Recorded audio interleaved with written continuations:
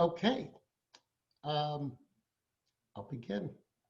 Today's date is September 24, 2020. My name is Tina Madison White, and I am talking with Keith Robinette. Keith was born in 1966 in Bristol, Tennessee. His preferred pronouns are he, him, and Keith has been living in Asheville for 5 years. Keith, how are you? I am doing fantastic this morning. It's a lovely rainy day, but doing really good. Oh, fantastic. So Keith, we're here just to get a sense of your story as a person, as a member of the LGBTQ community. And let me just start by saying, when you tell your story to someone, where do you like to start? I mean, for me, I kind of started kind of at the beginning. And so I'm a very emotional person, so I may cry. So, I'll try to keep it all together. But I think that my journey to where I'm at today it's just been it's different. And, sometimes for me, it helps for me to start at the beginning.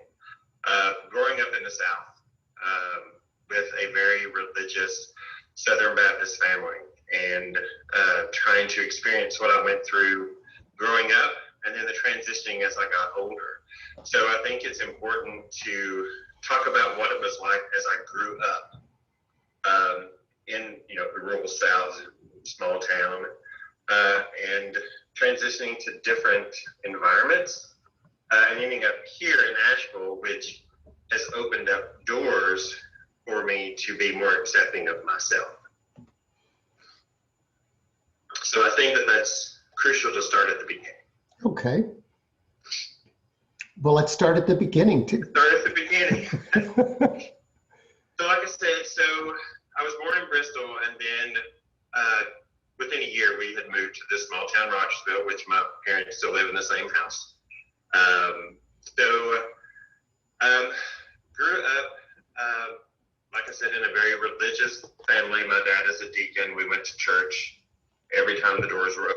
We were always there.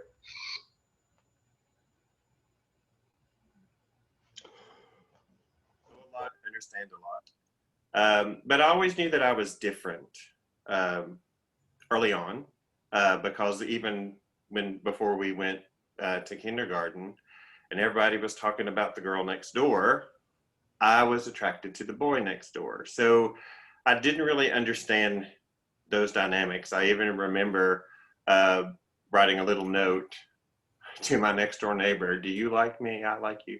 So it was kind of very different, and I never really understood what was going on with me. And as I grew up in this, going to church every day, and I did start to hear the preacher talk a lot about homosexuality. It seemed like it was every other service dealt with homosexuality and the sin. And in the beginning, I didn't really understand what they were talking about. And my mom and dad were very closed off to that. They were homophobic. So I never really fully understood what it meant and what I was feeling. And as I went through grade school, it was the same thing. I was always more interested in the boys than I was with the girls, even though I was supposed to have a girlfriend. That was the normalcy of life. And the first experience that I really had was when I was in the 7th grade. And I remember I was in the hall, and at that time, 7th grade started with high school. And I remember running up and down the hall, and I had on this little outfit that my mama had made me, and it was like polyester bell-bottomed pants with a little vest that matched. And I was running down the hallway, and one of the older kids said, "Look at that faggot running down the hallway."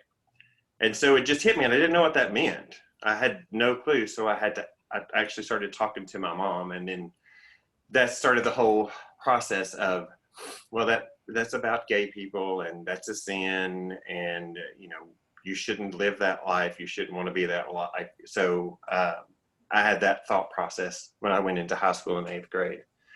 And then when I got into high school, it was probably the worst 4 years of my life. I was teased a lot. I was bullied because I was different. I was a little bit more effeminate. I started hearing more about being called gay and faggot. And so all of that stuff started to really hit home with me, even though I still had all of these feelings and still attracted to the boys in the neighborhood. It was at that period that coming from a religious background, I went through phases of really bad depression, and just prayed to God to just end my life so I didn't have to deal with this, because I didn't understand, and I didn't want to be scrutinized and made fun of, but I didn't know how to stop it. And so it was just a really dark time for me, and always feeling different. I was very introverted, afraid of everything, afraid of somebody going to beat me up or, continue the bullying. So I was very afraid to go to school every day.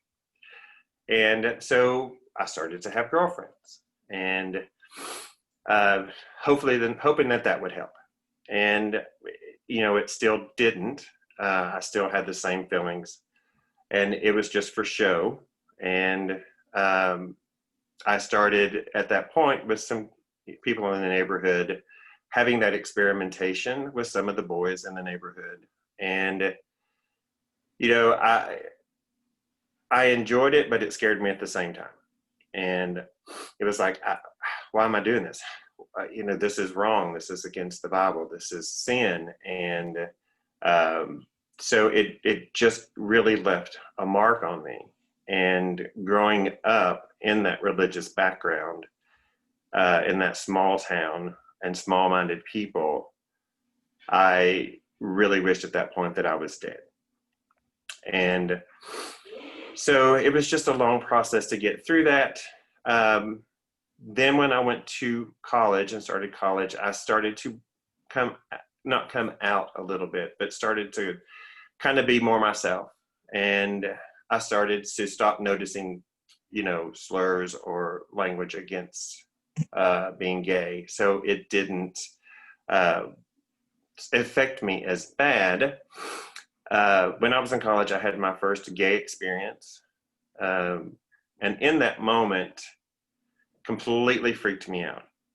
And I went home and I took 4 or 5 baths, and I was like, this is so dirty. This is so wrong. I can't live this life, because it was a really bad experience. And so in that moment, I pushed it all away. And it was shortly after that that I met my ex-wife. I went home and I said, this is the girl I'm going to marry. And to myself, I'm like, I finally broke the cycle. I can change. I can live the normal life that you're supposed to live. And so we got married. And it was just an absolute horrible experience. And she was not a very nice woman. She's still not a nice woman. Very controlling, really just messed with my head. And so over the course of a couple of years, all of the barriers started to break down. And I just started to feel extremely lost, unwanted, unloved, and didn't know what direction to go. As I was driving back and forth to work every day, I started passing a car on the other side of the road. And in that car, there was a guy, and every day that we passed for about 2 weeks, he would stare at me.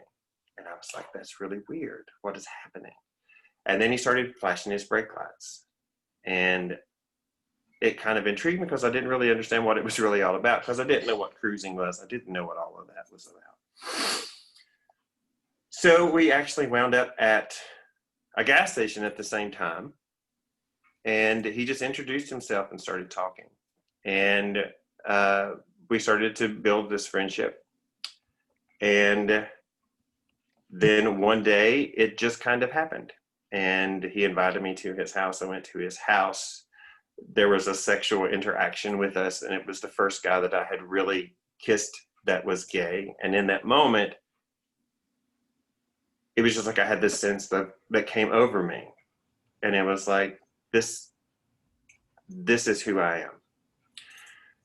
So I had to deal with a lot of struggling with that, being married and having these feelings. So I had the discussion with my ex-wife at the time. And, you know, it wasn't, I'm gay, I'm leaving you tomorrow, is, you know, I've met this man and I think that I'm gay. So we went to counseling, and it was gay counselors. I mean, it wasn't gay counselors, it was Christian counselors is where we wound up going.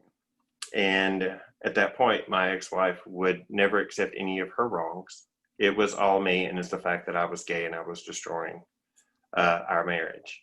So none of the counselors would continue conversations with me. And after 3 or 4, they all said, if you're going to be gay, if you're going to continue this path, we're not going to have this conversation.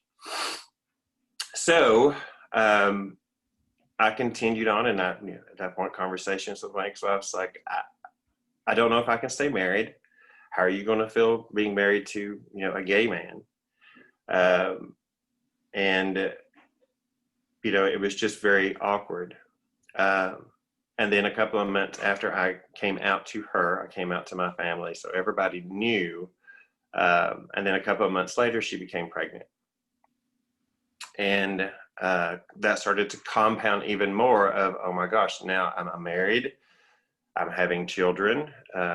And then she didn't tell me until a couple of months after probably the second trimester that she had went to her doctor to get on fertility pills to get pregnant so I wouldn't leave her. And that's the reason that we have twins. And so that just compounded everything even more. So now I felt very trapped. And, you know, I always wanted children, and never thought that I really would, because I was never attracted to a woman, really. I never thought that I would be able to have any type of sexual relationship with a woman due to that. So the thought of being a father was fantastic, and it was so just over empowering to me. But at the same time, where I was at in life it was not a good place for me to be able to enjoy that. I still continued to see the guy that I had met behind her back. So it was just that secret and all of the other stuff compounded. I got to a point to where I could no longer eat. I had to have home health care come in to hook me up to IVs, because I couldn't even keep water down. I began going through a cycle of self-mutilation. I was smoking, so I would burn myself with cigarettes. I would punch walls. I was just so overwrought with so much turmoil, I didn't know what else to do, so I just self-punished myself. And so after the girls were born, I had the discussion with my ex-wife, and I was like, either I'm going to stay or I'm going to leave. I'm not going to wait 4 or 5 years.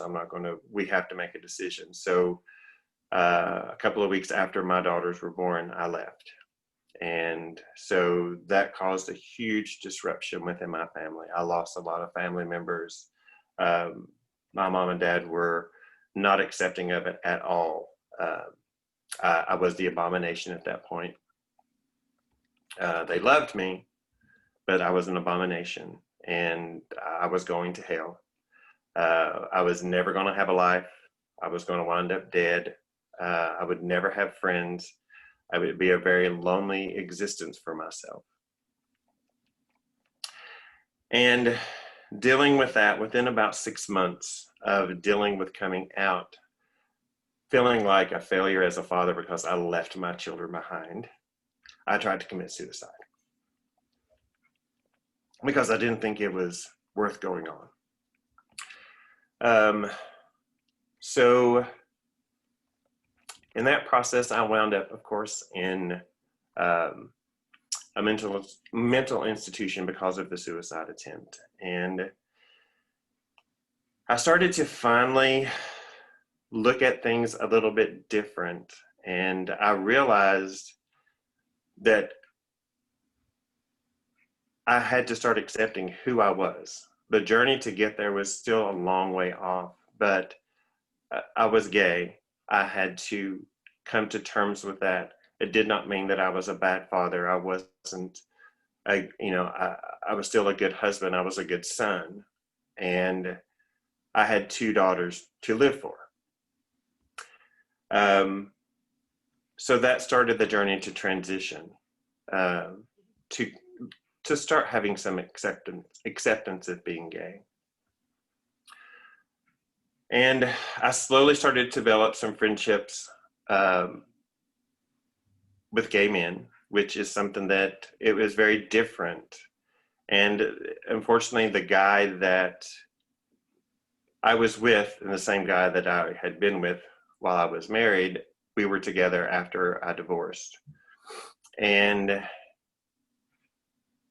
the experience that I had with him coming out was not a great experience, because he took me to every seedy side of being a gay man.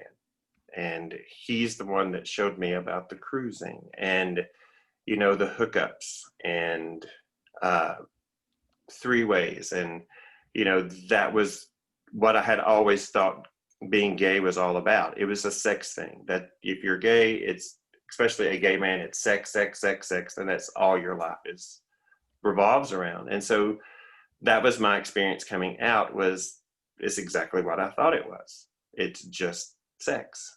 And I never thought that I would ever make friends, because I didn't want to sleep with everybody to become their friend. Unfortunately, that's kind of where it was in the beginning.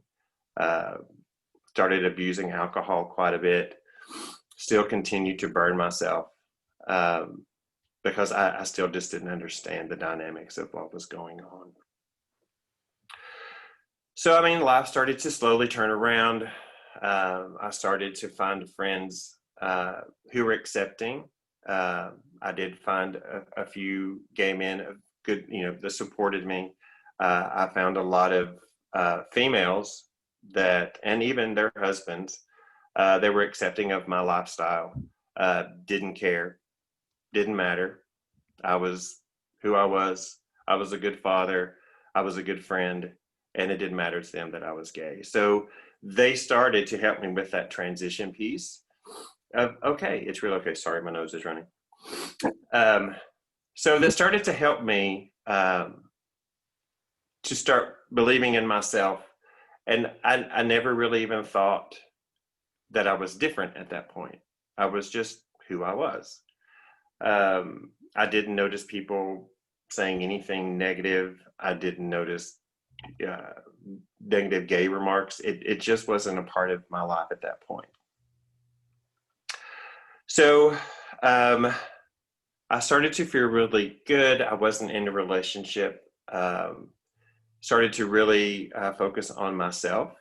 And so then things really started to turn around after that. And as my kids were growing, becoming, getting older, they started saying things that made me realize that I was a good person. I was a good father. One of my really emotional experiences was my daughters were 5 and I had the flu. So it was the first Christmas since they had been born that I wasn't going to be able to see them. And at that point I was transitioning between jobs, so I didn't have a lot of money. And so talking to them, I was like, I'm not going to be able to buy you a lot of things, and I'm probably going to miss Christmas. And so they were on the phone. Sorry. It's okay. And they were like, it doesn't matter. Our best Christmas would just be for you to be here. So that really touched my heart. And, to them, it didn't matter, because they didn't know what gay was themselves either, but it didn't matter. I loved them. They loved me. So that really started this path of self-acceptance. I say a lot that we help save our children, but my children helped save me. So as we progressed, I always still found that there was something missing.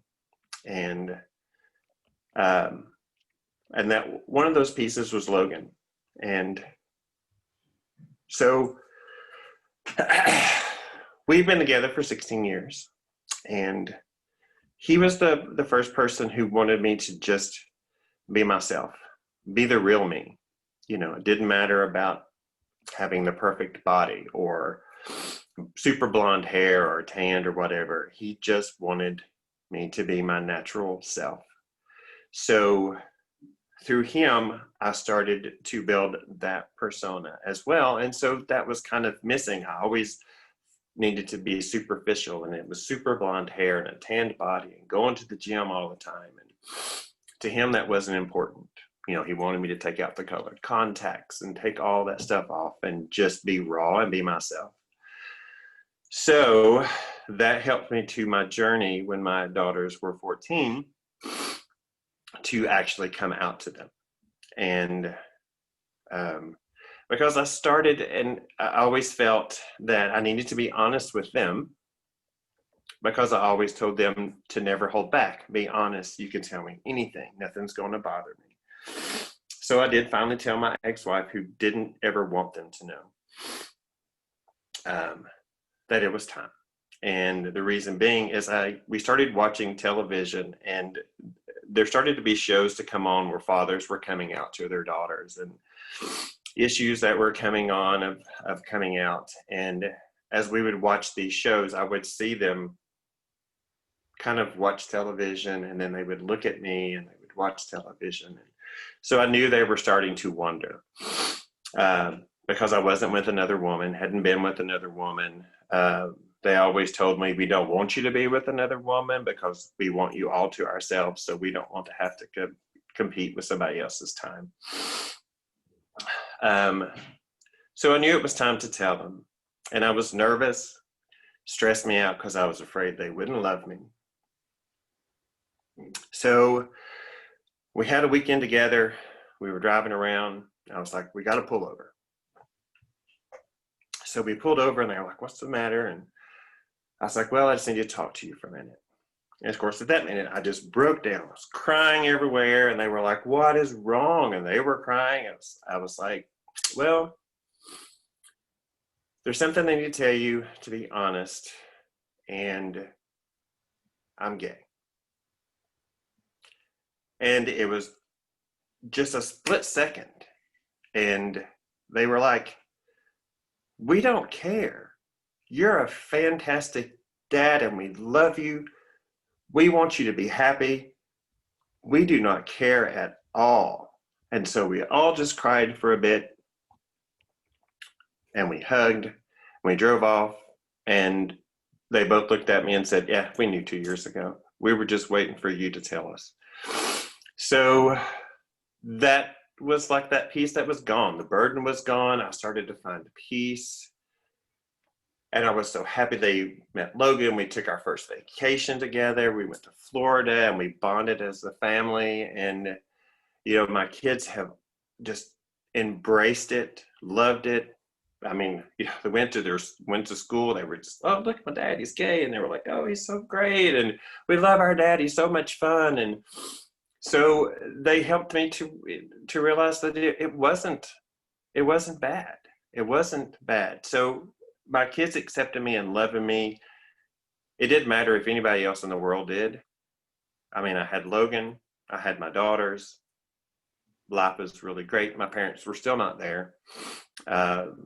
Logan wasn't allowed to come to my parents' home. My dad still just could not handle the fact of me being gay.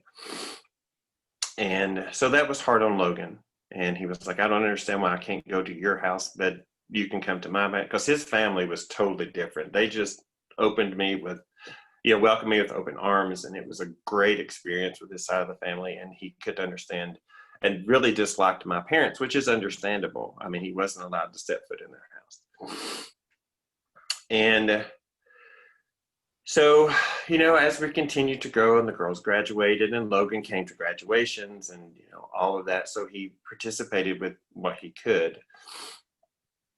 And as we continued, when my kids turned 18, we took our first trip to go to Athens. It's the first time that we've lived away because his family is from Knoxville. And so that was our first time moving away, and was an okay experience. We didn't like Athens. It wasn't our place.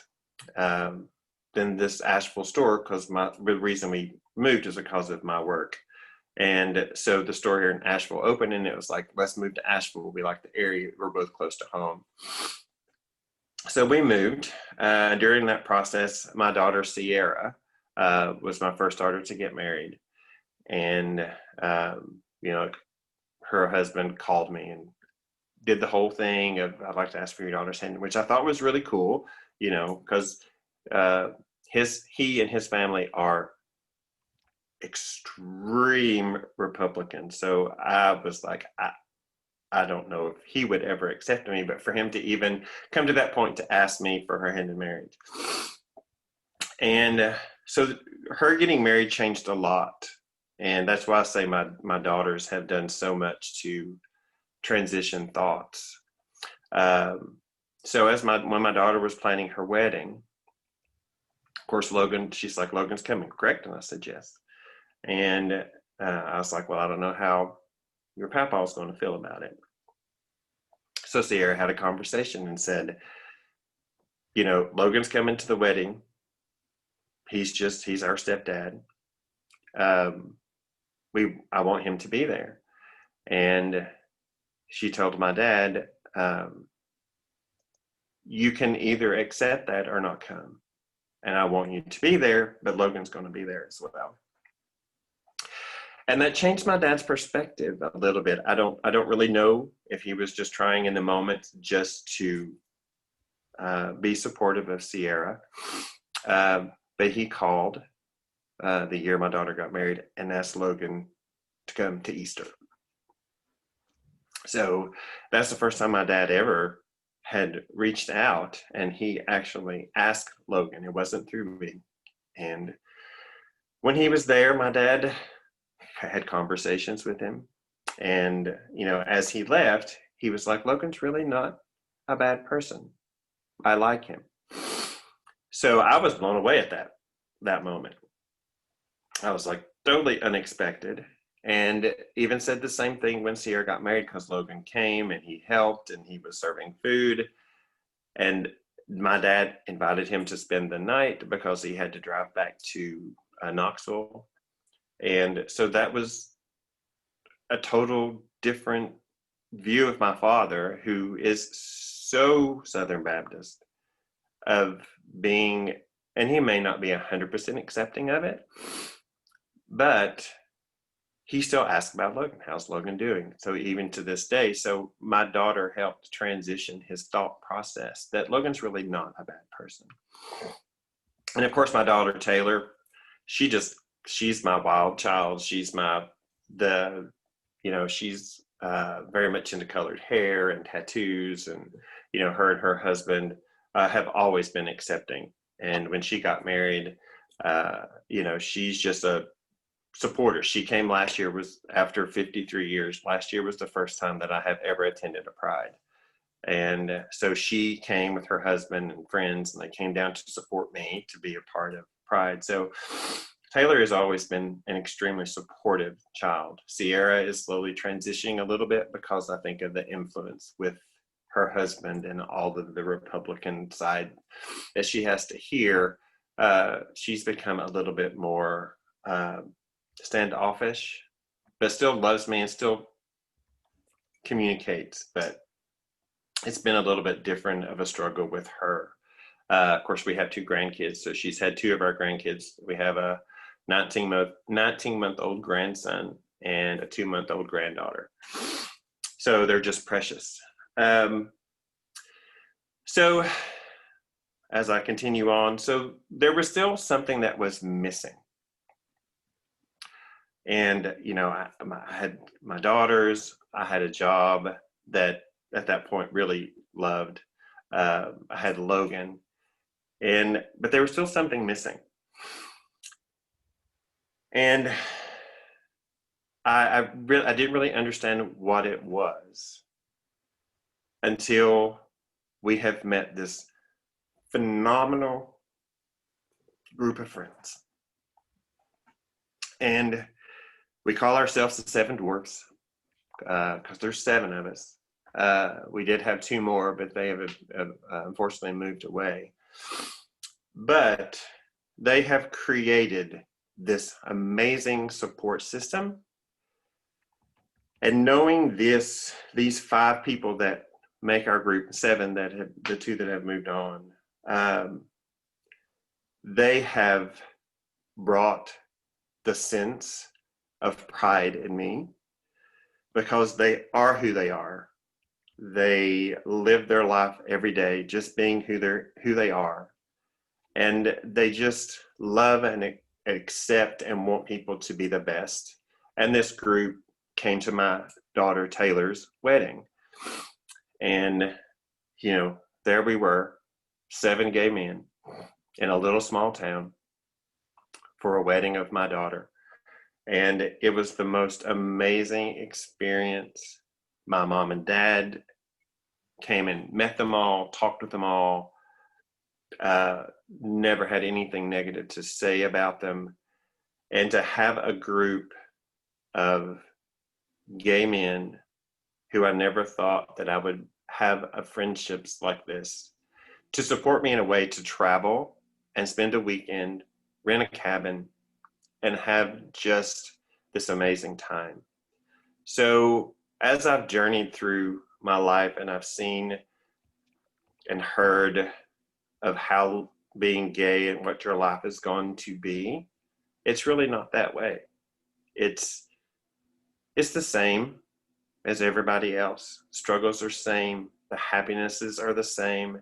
Our life experiences may be different, but the outcome is basically the same. We're normal, we love, we laugh, and we enjoy life. And I think for me, finally having this group of friends has completed that circle for me. And, you know, I'm becoming very proud of who I am. I'm not perfect. I'll never be perfect.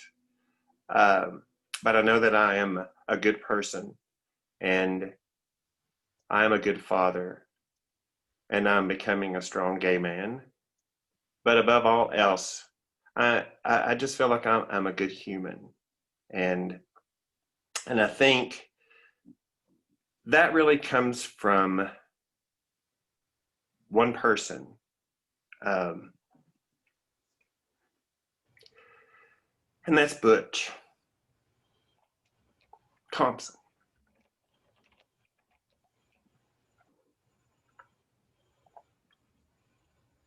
He's just been a really strong inspiration.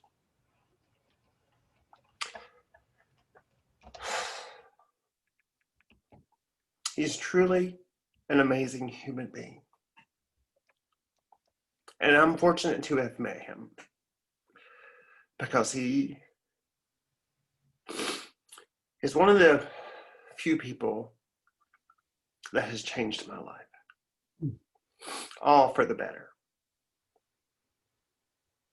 So even last year or so, I was taken back a little bit when I went to Pride for the first time, and there was somebody walking around, and they were kind of going. I think that they were talking about the oral history at that point, and there was a woman, and she was walking around, and she was like, "Can we sign you up to get your story?" And I was like, "Sure, I would love to be able to talk about my story." And she's like, "So are you here?" And I was like, "Yes, it's my first time coming out. I mean, coming out to Pride. My daughter is here, and her husband." And she said, "Oh, you have children?" And I said, "Yes." And she said,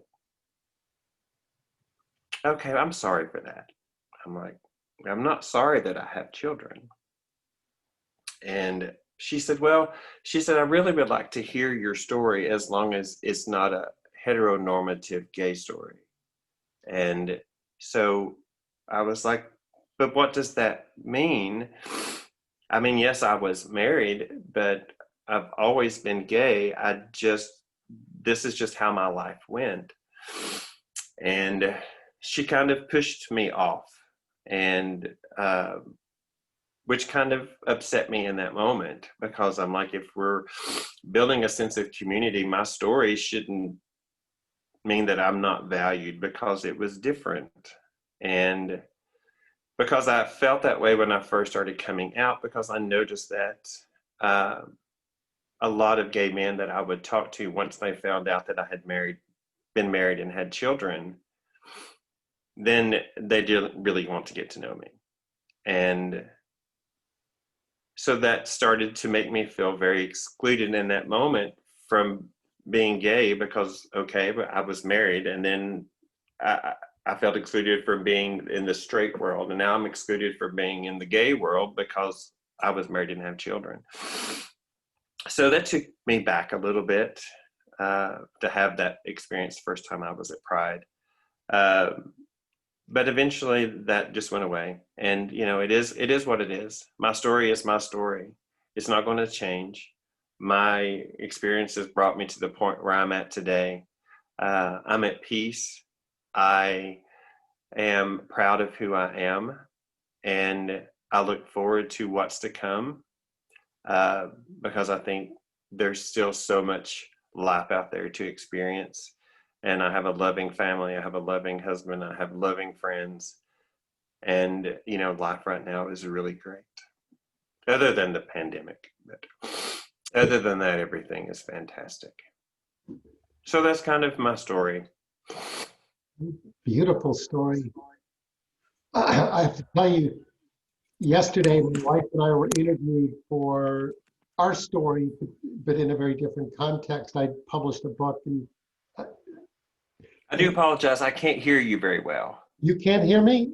I can't. Um, It's gotten softer than it was before.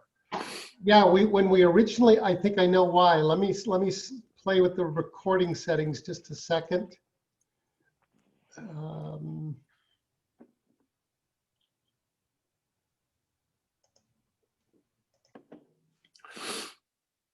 Audio, microphone.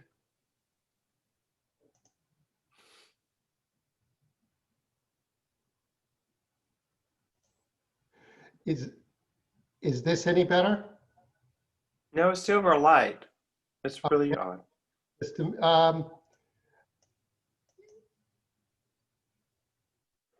Let's try that. Is that any better? Mm-mm. We've just had difficult getting this thing going, haven't we?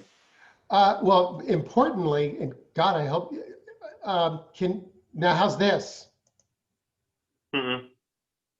Doggone it. I'm testing the microphone.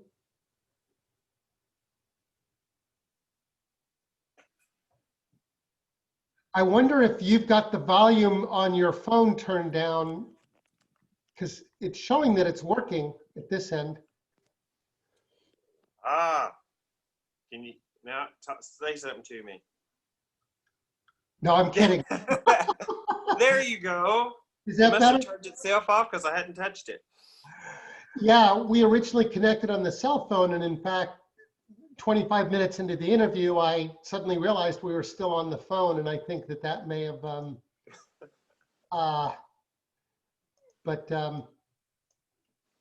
and you may get, when we send you the transcript, there were about 5 seconds when I couldn't hear you, and then your voice cut back in, and I don't know if that was just my computer or if we lost the recording, but if you get that, you'll probably know what words to insert in there, and we can at least put them into the transcript. But a couple of things, and then we'll get back to a couple of questions. And by the way, it'll be up to you. We can always cut this part out if you feel it's not relevant to the story, or you can leave it in.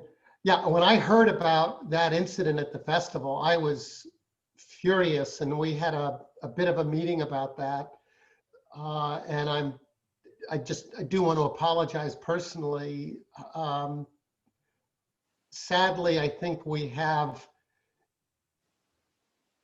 even in our own community, which just disappoints me, prejudice and judgment. And you would think that our community of all would get how hurtful that is. So that it led to quite a discussion. So I'm glad that you persevered, because your story is incredible. And what I started to say was, yesterday, my wife and I were interviewed for a very different purpose. I published a book about my story, and so they were interviewing the two of us about our story. And listening to you, almost word for word, even you use the word transition, and I felt like, and you're talking about your children and the pain I felt with my children, and it's so similar. And what I find behind all that is why we need to have a great variety of stories, is I think in that we discover we all share humanity, and it's the same struggle for acceptance and a sense of self-worth. But anyway, I just had to, that was very beautiful. Let me ask a few more pointed questions or specific questions. You mentioned in your intake form that you think one of the most important priorities in the LGBTQ community is to build a stronger sense of community. Could you tell me more what you're thinking? And I think that's kind of what we were talking about earlier with, there's still some different prejudices that are kind of out there. I mean, when people are sharing their experiences or whatever, even if what life's journey they're taking right now, it's still, I still see that we still, turn our heads to certain things. We don't accept certain things. And, I know as we transition and there's, the pronouns and all the different things that define who we are, I think that sometimes that can turn switches off. And, we're this community already has its built-in struggles. And, whether it's political, religious, whatever, those struggles are there, have been there. And, unfortunately, probably will always be there. But if our community as a whole is not there to rally and empower it and to accept this is who you are, we love you exactly the way you are, we're here to strengthen you, empower you, support you, then the community is always going to be fragmented. And for me, that's why I think it's really crucial. We all have different stories. We come from so many different backgrounds, political, economic, whatever. We all have different experiences to share. And I think it's important that we as a community just rally behind each other. And, just kind of looking at the tea dances that started, or, any of the support groups that are out there, whether it's WinCap or, just people in general, the older community, the younger community that are coming out, what are we doing to really support them, to help them in their journey, whether they're coming up or whatever their life is. So I think that's why it's important about the community, is that we're really there to show that we've got each other's back.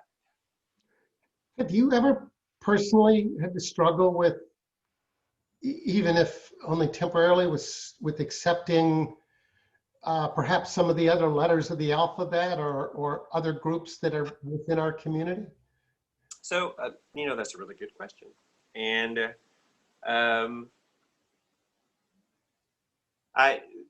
when I was first coming out and started going to the bars, I guess for the first few times going to the gay bars that were in Knoxville, I had bad experiences with a few lesbians, and they were very much into your face. They were gruff in that they were very confrontational, and at that point, I was kind of scared of lesbians, and so I really didn't. So I guess to your point, I kind of pushed myself back from that aspect of our community. And once again, it really wasn't until I got to Asheville that perspective changed. And I had a woman that worked with me, Gail, and her wife, and she invited me to tea dances. I started meeting like Rosie and Alicia and other people. And I realized that was just my few experiences. So that was an experience, but that's not how everyone is. So that changed that perspective. And then meeting Jessica, I had never met anyone who was transgendered. So, but it was amazing to me. I mean, I was just like, you're accepting who you are. You are you're going with what you need to do. And I never viewed her any differently. So I think as I've gone through, I've started to meet more of the letters in our community, and all of them, it was just that one, and that took me, that was difficult for me at the beginning to get around. But no, not now. I love them all. I just like, let's squeeze them. What about, I'm curious, when I talk to gay, lesbian, transgender people of a certain age, and we talk about younger members of the community who particularly those who identify as queer, and are sort of introducing new language and ideas and challenging a lot of old ones. What's been your personal experience and exposure to that part of the community? I haven't had a whole lot of experience with that side. Now, some of my daughter Taylor's friends, they go with different pronouns, and I'm almost 55, and so some of it I don't understand, so it takes me a while. I think it's me just to get a better understanding of it and an explanation, getting to know more about that from individuals. But I really don't know a whole lot, or have had a lot of experiences with it. And then I always wonder if I said the wrong thing. Did they go by this pronoun? Did I say the wrong thing? And is it going to stress me out because I didn't use the correct one? But no, I've not had a lot of experience with that yet, other than what I've seen on TV. But I've not personally had that experience. Okay. There's been a lot of discussion in the past few months about racial equity, racial inclusion, and it's focused on race. I think implicit in that have been other ethnic, religious. In your experience of the community, meaning the people you've hung out with or the bars you've been to, what has been your experience of the degree of, or lack of, inclusivity or integration in Western North Carolina and Eastern Tennessee of the LGBTQ community? I'm so sorry. I heard the part. So you're talking about the inclusion of friends and how that when you've in in your personal experience, meaning whether it's the bars you hung out with, Right. the friends or the festivals, I was curious how you would describe the LGBTQ community in terms of its, does it feel diverse? Does it feel inclusive, or does it feel very segregated? Does it feel accepting? I think there's various components to it. I think there is a point that I feel that there's inclusiveness. I don't think that I don't sense a whole lot of racially motivated within the group as far as ethnic to me and my experiences and the friends when I've come out. I think that sometimes, for me, going to bars, I think sometimes even the gay bars sometimes want to pull themselves back. And so they themselves create their own form of not being inclusive, if that makes sense. I think that there becomes this competition. Well, I want you to come here and I want you to come here and we're going to do this. And the group of people that come to this bar don't want to go to the other bar and they're going to say something about that bar. And so that in its own way starts to divide the community, because we should be able to support all the establishments that are here to help it grow. So for me, that's kind of really the only thing that they start this nitpicking of, well, I can't believe you've gone there and I can't believe you supported that when we're supporting this. And so I think that that's where I've seen that part come from. I don't think there's anything about not being inclusive. I think it's more of, it's almost like when you're growing up and you have these little niches of people and their little clan and they're just together. When I first started coming, or when we first moved to Asheville, I didn't see that. But it seems like now, as it's progressing over the last couple of years, it's starting to have these little bitty subgroups that are, I'm only going to support this place and everything that they support, but I'm not really going to branch out and support everything that's a part of the community, if that makes sense. Mm-hmm.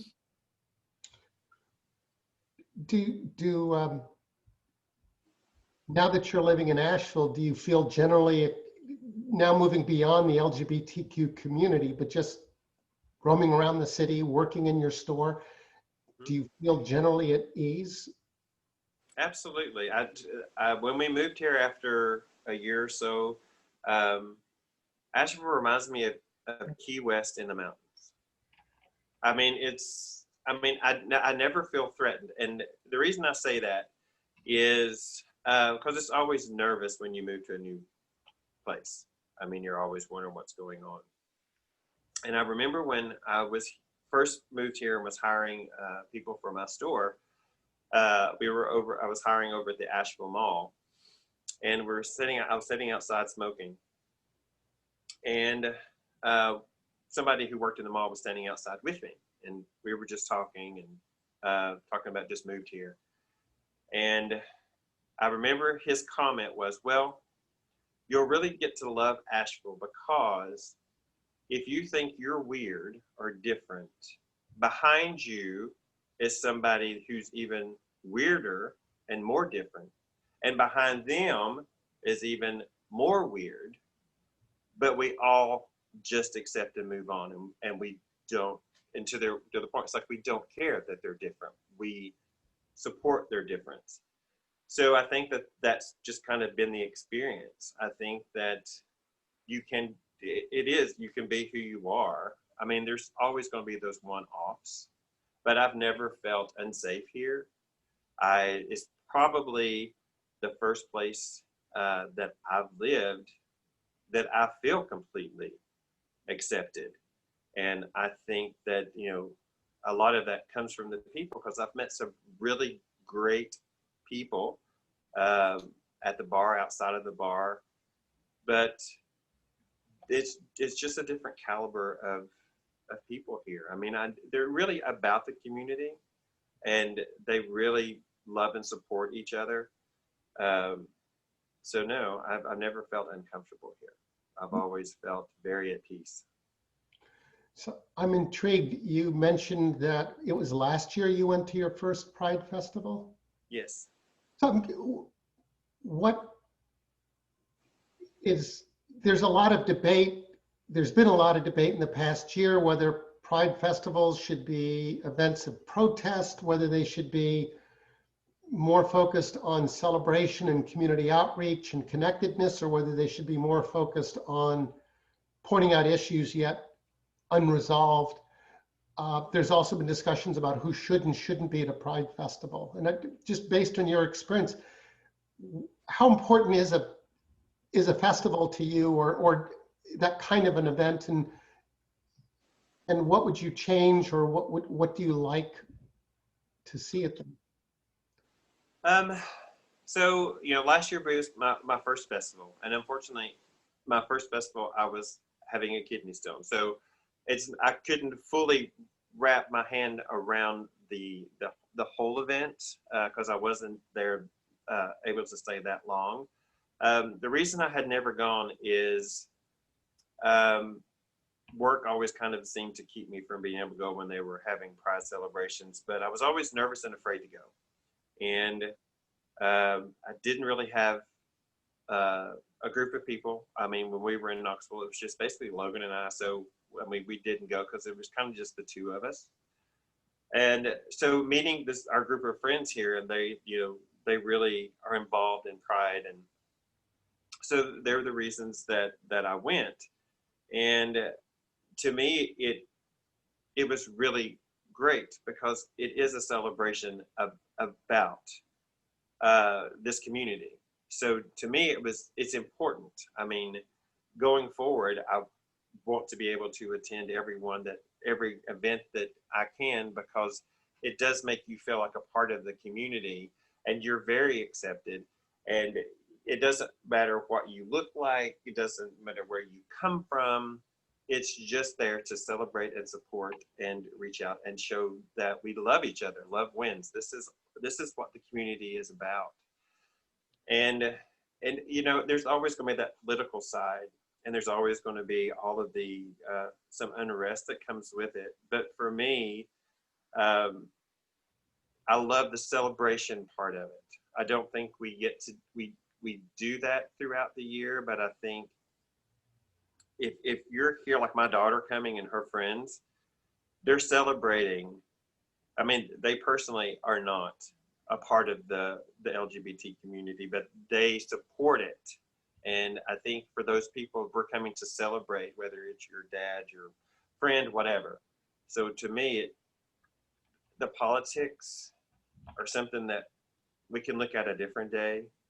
I think we need that day to just let loose and celebrate. This is who we are. This is me. And we're going to celebrate it today, because tomorrow could be totally different. So let's celebrate it and enjoy it today. Okay. Is there, when you think of your generation, what do you hope future generations or younger people today know or think about your generation in the LGBTQ movement? Sort of, what do you feel your place is, and what do you feel might be misunderstood?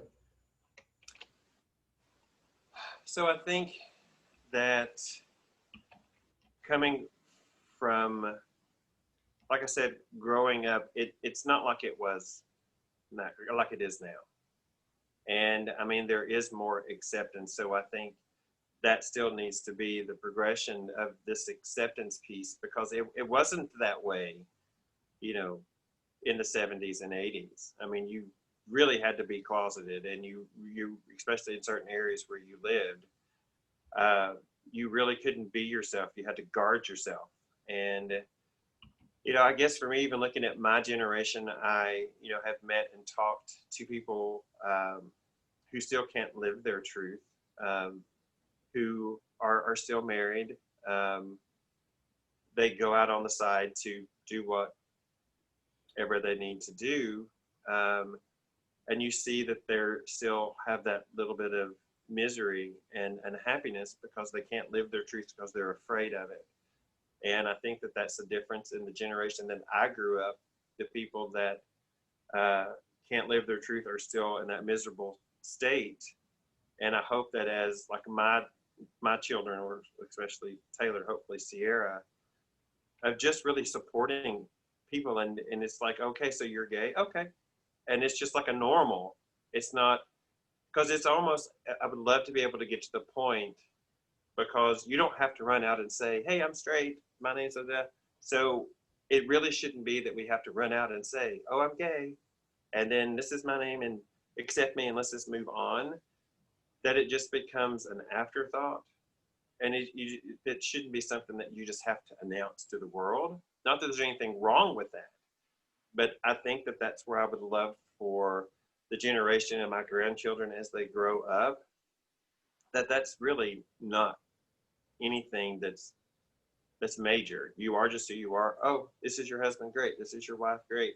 And it's just normal. I think that that's where I hope that it will go, and that people. I mean, it took me a long time. It took me a long journey to be in my 50s to come to a peace and be happy and have this realization.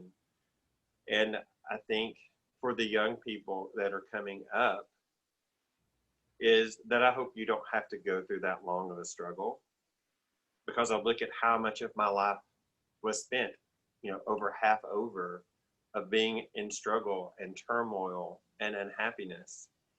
And I hope that they don't have to go through that they can self-accept and they can just be who they are. And even the generation that's for me, I hope that, they find the strength and the power within themselves to be themselves, so they can leave this life happy as well, and feeling whole and being themselves. So I'd never thought about this before, but let me just ask two questions. One, if you were to go, I'm going back to festivals for a minute as just a kind of a test case. If the you 20 years ago who felt unaccepted, that your life, your job, all those things were at risk, would you have gone to a festival wanting something different than what you just described today? Would the you of 20 years ago felt differently about festivals?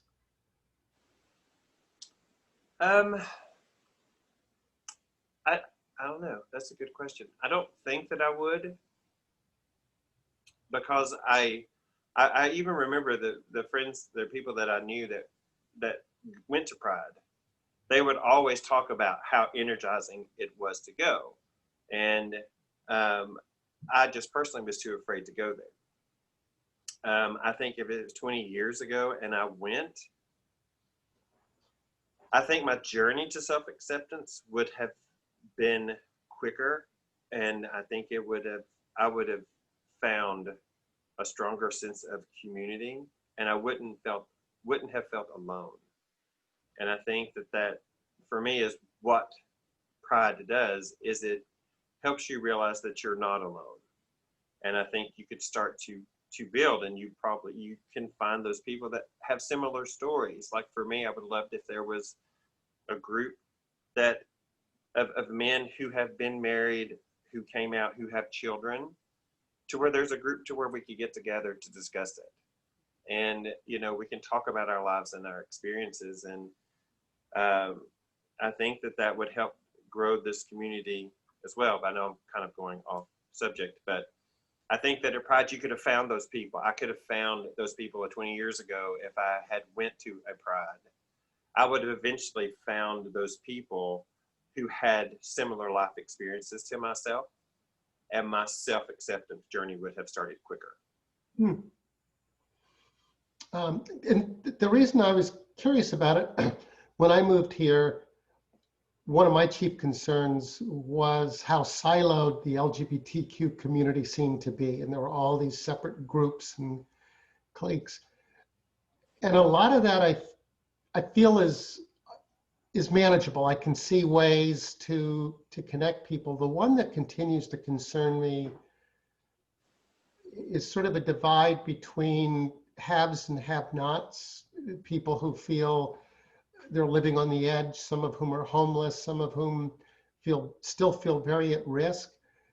And when I talk to them, fairly or not, what's in their mind is they feel unsupported by people who are feeling more comfortable, um, and we could debate whether they're separating themselves or not. But I was just curious: are there things that we can or should be doing as a community to support people who probably are still struggling or for acceptance and to be able to be out? I believe I mean, to me, I think there's still a ways to go. I mean, I can even see myself at that point as well. And it's of what you're just talking about, because I think that we do sometimes go through normal life with a little bit of a blinder on, even if we're like, oh, I'm accepting and I'm whatever, I'm out to build. But I think there's still always a little bit of a blinder. So to your point, the homeless population, or the youth who may be out there, I think sometimes not all, but I think is that tendency to bypass them and not realizing that they have a story and they have a struggle. So I think that is a part that we could look at, of how do we support this group who doesn't feel supported, or they don't really know what to do, because who knows, that could be a homeless youth that got kicked out of their home or whatever because of being gay, and we just look past them. So is that going to be a statistic because they get to the point to where they feel like suicide is the only option? And I think that is crucial. I've kind of been through that mentality of suicide and feeling this is the only way that I can get out of this. This is the only way that I can feel and end my suffering. And I think that we sometimes forget about that. And the struggle is still real. There's still people every day who struggle. And it's finding the right groups to be able to handle that. I mean, I don't know how to start something like that. I don't know. I mean, you can always get involved because there's programs through Pride and Blue Ridge Pride and different things to become involved in. And maybe that's something that we as a community really look at, of what other opportunities can we do to support that? What kind of groups can go out, and we go out and try to help the community? See, have a membership drive. I don't know, but I think that there are a lot of people who still struggle that we unfortunately do let go by the wayside. Because I mean, like for me, when I go out, so normally when we're out, I'm just with my group of friends, and so I don't really look around. I mean, I'm just focused on this little group, even though Butch is really strong and he's always wanting to be a part and build the community. And it's sometimes that blinders goes, I'm focused on this. And there's so much more that we can focus on every day and to help us continue to grow. Does that make sense? It makes a world of sense. But I do think that we overlook certain parts of the community without realizing it. Yeah. Okay. Well, was there anything else you wanted to cover that we haven't? We've certainly ranged broad and far. No, I mean, it's been great for me, and to be able to share my story.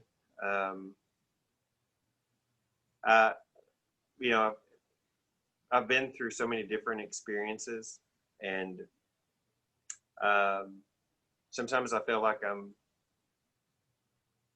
by myself a lot because of those experiences.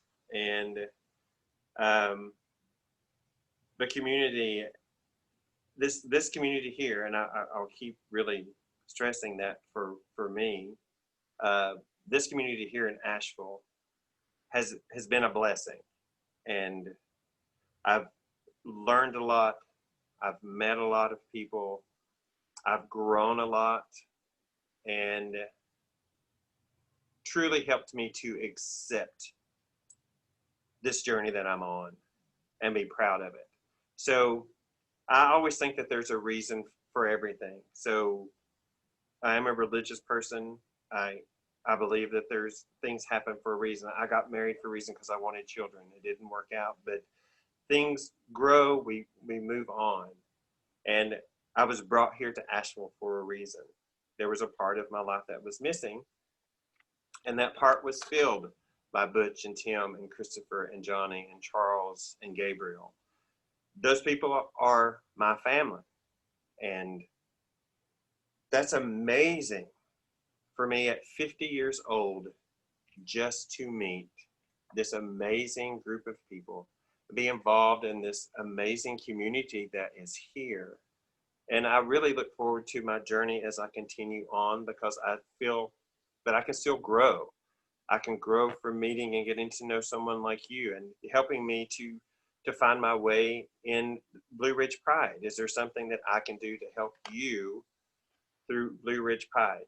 Like I mentioned earlier, I would love to be able to have a group to where I could sit down with other gay men who have been married, have children, been divorced, and it not be a heteronormative story. It's just your story, and have those people that understand where I'm coming from. And so I look forward to the journey, and I'm excited about the journey, what's to come in the future. I think it's going to be great. I think we have a lot of things to celebrate. Fantastic. Keith, thank you so much for sharing your life with us today. Well, thank you so much for listening. And what?